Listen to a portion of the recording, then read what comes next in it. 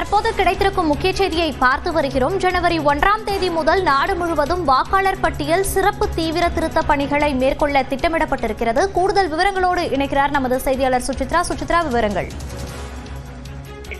நாடு முழுவதும் அனைத்து மாநில மற்றும் யூனியன் பிரதேசங்களில் சிறப்பு தீவிர வாக்காளர் பட்டியலுக்கான சிறப்பு தீவிர திருத்தத்தை விரைவில் தொடங்குவதற்கான ஒரு திட்டத்தை தேர்தல் ஆணையம் வகுத்திருந்த நிலையில் அது தொடர்பாக தற்பொழுது டெல்லியில் முக்கியமான ஆலோசனையில் இந்திய தேர்தல் ஆணையர்கள் ஈடுபட்டு வருகிறார்கள்.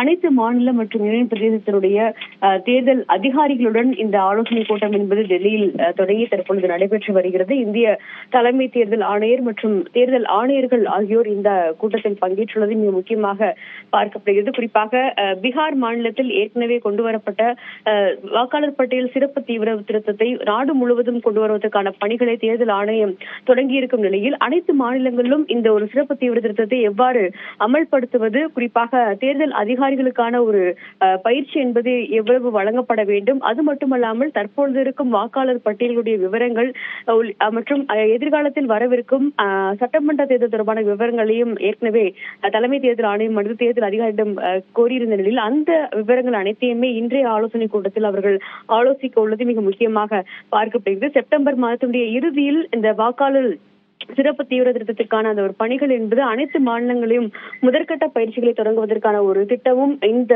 ஆலோசனை கூட்டத்திற்கு பிறகு அதிகாரப்பூர்வ உத்தரவாக இந்திய தலைமை தேர்தல் ஆணையரால் பிறப்பிக்கப்படலாம் என்றும் எதிர்பார்க்கப்படுகிறது. மோனிஷா, விவரங்களை பதிவு செய்தமைக்கு நன்றி சுசித்ரா.